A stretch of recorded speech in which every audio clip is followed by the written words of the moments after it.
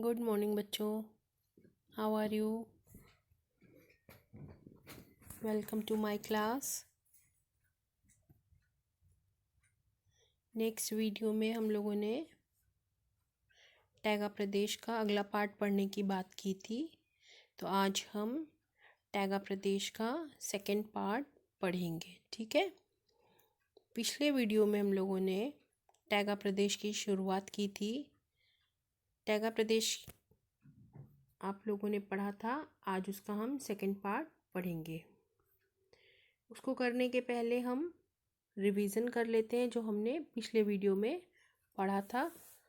Taiga प्रदेश आपको मैंने बताया था कि 50 डिग्री उत्तरी अक्षांश से 65 डिग्री उत्तरी अक्षांश के बीच में उत्तरी गोलार्ध में है। ठीक है बेटा, सबसे ज़रूरी बात और सबसे पहली बात यही थी हमारी। ये जो प्रदेश है इसमें जलवायु बहुत विषम है। शीत ऋतु कठोर होती थी, लंबी होती है और बहुत ठंडी होती है। यहाँ हिमपात होता है और 6 से 7 महीने तक यहाँ सारी चीज़ें जैसे कि नदियाँ हैं, आपकी जलाशय हैं, वो बर्फ़ से ढके रहते हैं। और हमारा जो सबसे ठंडा जो ध्रुव है जिसको हम शीत ध्रुव भी कहते हैं, बारखोयांस, वो इसी शहर में साइबेरिया में स्थित है। ये बात हमने आपको बताई थी पिछले वीडियो में। यहाँ साल भर वर्षा होती है जो कि हिम जल और वर्षा के रूप में ही होती। मीन्स की बर्फ़ गिरती है, बारिश होती है, ठीक है, और जो बारिश होती है वो बर्फ़ के रूप में भी होती है। इस प्रदेश की वनस्पति की बात हमने की थी, तो यहाँ शंक्वाकार वन पाए जाते हैं। मैंने आपको बताया था आइसक्रीम के कोन की तरह होते हैं, ठीक है, नोकदार होते हैं, और इनको हम टैगा कहते हैं। टैगा जो है हमारा रूसी भाषा का शब्द है, इसी के आधार पर हम इनको टैगा कहते हैं। यहाँ के जो पेड़ होते थे वो बहुत लंबे और पतले और नोकदार होते हैं। कोन मैंने आपको बताया था ना, नोकदार। उनकी पत्तियाँ नुकीली होती हैं, पतली होती हैं और सीधी होती हैं। ये पेड़ हमेशा हरे भरे रहते हैं और इनकी लकड़ियाँ बहुत मुलायम होती हैं। ये जो वन होते हैं ये केवल उत्तरी गोलार्ध में ही मिलते हैं। क्यों मिलते हैं? क्योंकि दक्षिणी गोलार्ध में स्थल भाग नहीं है। 50 से 65 डिग्री उत्तरी अक्षांश के बीच में वहाँ पर पानी है।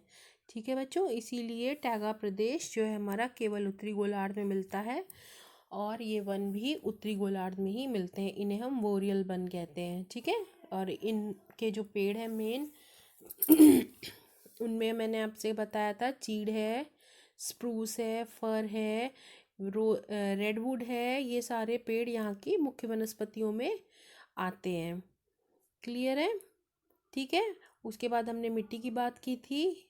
यहाँ जो है धरातल पर बर्फ़ जमी रहती है, जिसकी वजह से मिट्टी जो है बहुत विकसित नहीं हो पाती है। यहाँ की जो मिट्टी है वो बारीक नहीं है, पथरीली टाइप की है, जिसे हम धूसर या पॉटजोल कहते हैं। ठीक है, और क्योंकि मिट्टी में कंकड़ पत्थर होते हैं इसलिए वो कृषि की दृष्टि से अच्छी नहीं होती है। इसलिए यहाँ के लोग कृषि पर आश्रित ना होकर के वन और अन्य प्राकृतिक संसाधनों पर आश्रित होते हैं। ठीक है बच्चों, यहाँ तक तो हम लोगों ने पिछले वीडियो में पढ़ा था। ये हमारा था रिवीजन वर्क। अब आज हम टैगा प्रदेश के नेक्स्ट पार्ट को पढ़ेंगे, जिसमें हम जीव जंतुओं की बात करेंगे। मिट्टी, जलवायु, वहाँ की प्राकृतिक वनस्पति, इन सब की बात हमने पिछले वीडियो में की। आज जीव जंतुओं के बारे में जानते हैं कि टैगा प्रदेश में किस प्रकार के जीव जंतु होते हैं, उनकी किस तरीके की संरचना होती है, और वो ऐसी भयंकर ठंड में किस तरीके से वहाँ पर रहते हैं। अगर हमें आपको रहना पड़ जाए तो शायद हम और आप बिल्कुल भी नहीं रह पाए, क्योंकि यहाँ पे बहुत थोड़ी ठंड पड़ती ही हम लोग एकदम ठिठुरने लगते हैं। तो सोचिए जहाँ पूरे टाइम बर्फ़ रहती है वहाँ लोग किस तरीके से रहते होंगे। सबसे पहली बात हम करते हैं यहाँ के जीव जंतुओं की शारीरिक रचना की। ठीक है, तो यहाँ के जो जीव जंतु होते हैं उनकी कुदरत ने या भगवान ने शारीरिक संरचना इस तरीके की बनाई है कि वो इस कठोर ठंड को सहन कर सके। ठीक है बच्चों, ये जो बहुत कठोर ठंड होती है इसको वो बर्दाश्त करें, ऐसी उनमें भगवान ने पहले से ही क्षमता दे रखी है। और इसके लिए उन्होंने इन जीव जंतुओं की जो खाल होती है वो बहुत मोटी बनाई है और उसके ऊपर घने घने मोटे मोटे बाल होते हैं। क्लियर है? यहाँ के जो जीव जंतु होते हैं उनकी खाल मोटी होती है और उनके जो खाल है उसके ऊपर घने घने मोटे बाल होते हैं। इन्हें हम समूरदार जानवर कहते हैं। ठीक है बच्चों, इन्हें हम क्या कहते हैं? समूरदार जानवर कहते हैं। ठीक, यहाँ के जीव जंतुओं की क्या खास विशेषता है कि इनकी खाल मोटी होती है, बाल घने होते हैं। ठीक है, जिससे कि ये अपने आप को ठंड में बचाने में सक्षम होते हैं और इन्हें हम समूरदार जानवर कहते हैं। यहाँ जो जानवर पाए जाते हैं उनमें मुख्य रूप से रेंडियर है, कैरिबू, बीवर, हिरन, बारहसिंगा, रीछ, लोमड़ी और भेड़िया हैं। क्लियर है बच्चों? ये यहाँ के मुख्य जानवर हैं। समूरधारी जानवर इन्हें कहते हैं क्योंकि इनके ऊपर मोटे मोटे बाल होते हैं। ठीक है, अब हम बात करते हैं कि जो यहाँ मौसमी परिवर्तन है, यानी मौसम का जो परिवर्तन है उसके साथ जीव जंतुओं को कैसे एडजस्ट करना पड़ता है या उनकी क्या समस्याएं होती हैं। ठीक है, तो जो यहाँ के जानवर हैं वो मौसम में परिवर्तन के साथ ही उनको खाने पीने की समस्या होने लगती है, क्योंकि ग्रीष्म काल में थोड़ी बहुत देर के लिए धूप निकलती है लेकिन शीतकाल में पूरे समय यहाँ बर्फ जमी रहती है। तो ऐसी परिस्थिति में वो अपने आप को जिंदा रखने के लिए क्या करते हैं ये हम देखते हैं नीचे। ठीक है, उनको क्या समस्याएं होती हैं या वो किस तरीके से इस वातावरण में अपने आप को सरवाइव करते हैं, आइए देखते हैं। जब बहुत ज़्यादा ठंड होती है तो कुछ जो जीव जंतु होते हैं वो क्या करते हैं? सो जाते हैं। ठीक है, यानी कि वो शीत निद्रा में चले जाते हैं। कुछ दिन के लिए वो जमीन के अंदर अपने आप को दबा लेते हैं। उस जमीन के अंदर दबाने से क्या होता है, उनके शरीर को गर्मी मिलती है और वो वहीं पर पड़े रहते हैं शीत ऋतु भर। ठीक है, तो इसको हम शीत निद्रा कहते हैं। जो ऐसे जानवर होते हैं जिनमें कि छिपकली, सांप, मेढक आदि होते हैं, ये क्या करते हैं बच्चों? अपने आप को जमीन के अंदर निष्क्रिय रूप से डाल लेते हैं। ठीक है, जिससे क्या होता है, ये उसी में पड़े पड़े सोते रहते हैं। इसको हम कहते हैं शीत निद्रा में चले जाना। ठीक है, अब कुछ जो होते हैं दूसरे जानवर होते हैं वो बर्फ की परत के नीचे घुस जाते हैं। ठीक है, अभी जिनकी हमने बात की वो भूमि के नीचे छिपते हैं और अब जो दूसरे जानवर होते हैं वो कहाँ जाते हैं? बर्फ के नीचे घुस जाते हैं और उसी बर्फ की झाड़ियों में अपना आहार ढूंढते हैं और उसे खाते हैं, जैसे कि मछली।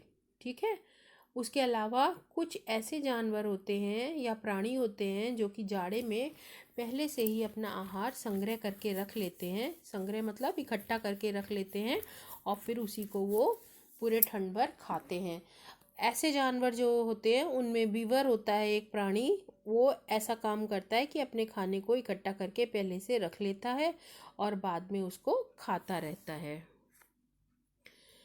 कुछ जानवर जो होते हैं वो दक्षिण की तरफ शीतोष्ण घास प्रदेश में अपने आप को लेकर चले जाते हैं। ठीक है, इसको हम मौसमी स्थानांतरण कहते हैं। मीन्स कुछ जानवर जो होते हैं वो उत्तर की तरफ से हट करके दक्षिण की तरफ को चले जाते हैं, क्योंकि दक्षिण की तरफ जाने पर उन्हें बर्फ से दूरी मिलती है, यानी कि वो थोड़ा सा भूमध्य रेखा के नज़दीक की तरफ जाने लगते हैं, जिससे कि उनके पास गर्मी आने लगती है। ठीक है, तो वो शीतोष्ण घास प्रदेश में चले जाते हैं और जब मौसम फिर सही होता है तो वह वापस अपनी जगह आ जाते हैं। इनमें हैं आपके हिरन हैं, बारहसिंगा हैं, रीछ आदि जानवर हैं जो कि ऐसा करते हैं, यानी कि मौसमी स्थानांतरण करते हैं। उसके अलावा हमारे शीत ऋतु में साइबेरिया के जो पक्षी होते हैं वो भारत के उत्तरी मैदानों में चले जाते हैं। ठीक है, साइबेरिया से उड़ करके वो आते हैं और भारत के उत्तरी मैदानों में आ जाते हैं और पूरा ग्रीष्मकाल यहाँ रहते हैं। उसके बाद ग्रीष्मकाल में वापस अपने देश में लौट जाते हैं।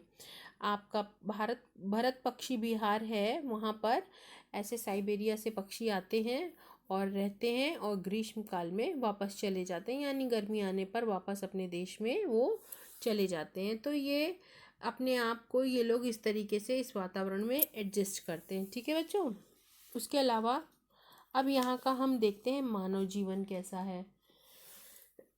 हमने जीव जंतुओं की बात कर ली, जीव जंतु कितनी कठिनाई से रहते हैं हमने ये देखा। अब हम बात करते हैं यहाँ के मानव जीवन की, यानी कि मानव अपना जीवन यहाँ पर कैसे यापन करता है। हम पहले ही बता चुके हैं कि इस प्रदेश में 6 से 7 माह तक पूरा जो हमारा धरातल है वो बर्फ से ढका रहता है। ठीक है, हमने ये बात इस पाठ की शुरुआत में ही आपको बताई थी। और ग्रीष्मकाल बहुत छोटा होता है, जिसकी वजह से इस जगह के लोगों को काम करने में परेशानी होती है। ठीक है, ग्रीष्मकाल छोटा होता है तो शीतकाल बड़ा होने से उनको कठिनाइयों का ज़्यादा सामना करना पड़ता है, क्योंकि यहाँ पर भूमि जो है वो पॉडजोल टाइप की यानी धूसर है, यानी कि पथरीली मिट्टी है। अनउपजाऊ भूमि होने के कारण यहाँ पर भूमि का विकास भी बहुत नहीं हुआ है। हमने पीछे बताया था जब हम मिट्टी की बात कर रहे थे। और भूमि का विकास ना होने के कारण यहाँ पर कृषि का भी विकास नहीं हो पाया है। तो कृषि का यहाँ विकास ना होने के कारण यहाँ की जो जनसंख्या है वो बहुत कम है। ठीक, जलवायु बहुत विषम है, एक ये भी कारण है जनसंख्या के कम होने का। ठीक है ना। तो अब आपसे अगर क्वेश्चन पूछा जाएगा कि टैगा प्रदेश में जनसंख्या कम होने का कारण क्या है, तो आप ये बता सकते हैं कि 6 से 7 माह तक यहाँ बर्फ जमी रहती है, ग्रीष्मकाल की अवधि छोटी होती है, भूमि अनउपजाऊ प्रकार की है जिसके कारण कृषि यहाँ पर विकसित नहीं हुई है, जलवायु विषम है। इन सब वजहों की वजह से जो हमारी जो इस प्रदेश की जो जनसंख्या है वो बहुत ही कम है। ठीक है बेटा, अब नेक्स्ट बात हम करते हैं कि यहाँ पर जो भाग हैं उनमें कुछ जनजातियाँ रहती हैं जो कि लकड़ी की कटाई और चिराई का काम करती हैं और दूसरा खानों से खनिजों को निकालती हैं। ठीक है, इसके लिए ये काम करने के लिए कुछ नई बस्तियां भी स्थापित की गई हैं जिससे कि लोगों को आसानी हो सके ये सब काम करने के लिए। यहाँ जो है बड़े बड़े पेड़ हैं जिनकी कटाई की जाती है और उनकी कटाई करने के लिए मशीनों का प्रयोग किया जाता है। हाथ से कटाई नहीं होती है क्योंकि यहाँ बहुत बड़े बड़े वन पाए जाते हैं, इसलिए यहाँ पेड़ों की कटाई करने के लिए हम मशीनों का प्रयोग करते हैं। क्योंकि अब धीरे धीरे सारी चीज़ें विकसित होती जा रही हैं तो यहाँ पर भी विकास की संभावनाएं हुई हैं, जिसकी वजह से हम मशीनों के प्रयोग से बहुत सारे कामों को कर सकते हैं। और जो लकड़ी है उनके लट्ठों से, यानी कि लकड़ी के जो मोटे मोटे खम्बे टाइप के कटते हैं पेड़, पूरे पेड़, उनके लट्ठों से इमारती लकड़ी, लुगदी, कागज, फर्नीचर, दिया सलाई आदि ऐसी बहुत सारी चीज़ें हैं जो कि तैयार की जाती हैं और बाहर भेजी जाती हैं, जिनको कि हम अपने उपयोग में लाते हैं। ठीक है, उसके अलावा कुछ अन्य पदार्थ भी तैयार किए जाते हैं। कनाडा के उत्तरी पूर्वी भाग में जल विद्युत की सुविधा है। ठीक है बच्चों, कनाडा का जो उत्तरी पूर्वी भाग है वहाँ पे जल विद्युत की सुविधा है, यानी कि जल से विद्युत बनाने की सुविधा है, जिसके कारण यहाँ पर जो वन व्यवसाय है वो और अधिक उन्नतशील हो सका है। ठीक है, अगर बिजली की सुविधा नहीं होती तो बहुत सारे ऐसे काम हैं या बहुत सारी ऐसी मशीनें होती हैं जो कि हम बिजली से ही चला पाते हैं, तो हमको उनको चलाने में कठिनाई होती। इसलिए जो हमारा कनाडा का उत्तरी पूर्वी भाग है वहाँ जल विद्युत की सुविधा होने के कारण हमारा जो वहाँ का वन व्यवसाय है उसने बहुत अधिक प्रगति की है। ठीक है, और यहाँ जो है संसार का सबसे अधिक अखबारी कागज़ और लुगदी बनाया जाता है, क्योंकि ये लकड़ी अखबारी कागज़ और लुगदी बनाने के लिए बहुत उत्तम है, इसलिए ये काम यहाँ पर किया जाता है और संसार का सबसे अधिक अखबारी कागज़ और लुगदी यहाँ बनाया जाता है। रॉ, तारपीन का तेल, इस तरीके की बहुत सारी सुगंधित पदार्थ यहाँ पर बनाए जाते हैं जो कि पेड़ों से तैयार होते हैं। ठीक है, यहाँ का एक मुख्य सुगंधित पदार्थ है जिसका नाम कनाडा वायरस है। ठीक है बच्चों, ये थोड़ा सा मिसप्रिंट हो गया है, वॉलरस है, इसको आप वायरस की जगह वॉलरस कर लीजिएगा। ठीक है बेटा, तो एक सुगंधित पदार्थ होता है जिसका नाम कनाडा वॉलरस होता है जो कि पेड़ों से तैयार किया जाता है। यहाँ पर कुछ लोग अपने जीवन निर्वाह के लिए मछली भी पकड़ते हैं, उसी से वो अपना जीवन निर्वाह करते हैं और उसी पर वो आधारित होते हैं।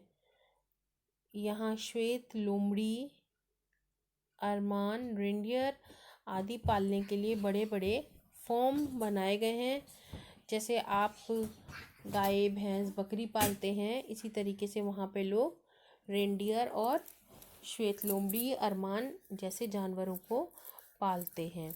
ठीक है बेटा, दक्षिण में शीतोष्ण घास प्रदेश की जो सीमा है उस पर लोग जौ, राई, आलू आदि खाद्य पदार्थों को उत्पन्न करते हैं। फिर साइबेरिया में आपका ट्रांस साइबेरियन रेल मार्ग तथा कनाडा में कनेडियन नेशनल और कनेडियन पैसिफिक रेल मार्ग इस देश जो हमारा वन प्रदेश है वहाँ का, उसकी दक्षिणी सीमा पर स्थित है। तो ये 3 रेल मार्ग हैं, साइबेरिया में ट्रांस साइबेरियन रेल मार्ग है, कनाडा में कनेडियन नेशनल और कनेडियन पैसिफिक रेल मार्ग हैं। ये रेल मार्ग आपको याद रखने हैं। क्लियर है बच्चों? ये आपका यहाँ पर टैगा प्रदेश ख़त्म हो गया है। इसके साथ ही आपकी बुक में पेज नंबर 75 पर एक एक्टिविटी दी हुई है कागज़ बनाने की। आप लोग उसको घर पर ट्राई कीजिएगा और कागज़ बनाइएगा और उस कागज़ का अपने लिए इस्तेमाल कीजिएगा। ठीक है, आज के लिए बच्चों इतना ही। अब हम नेक्स्ट वीडियो में आपसे फिर दोबारा मिलेंगे, तब तक के लिए थैंक यू।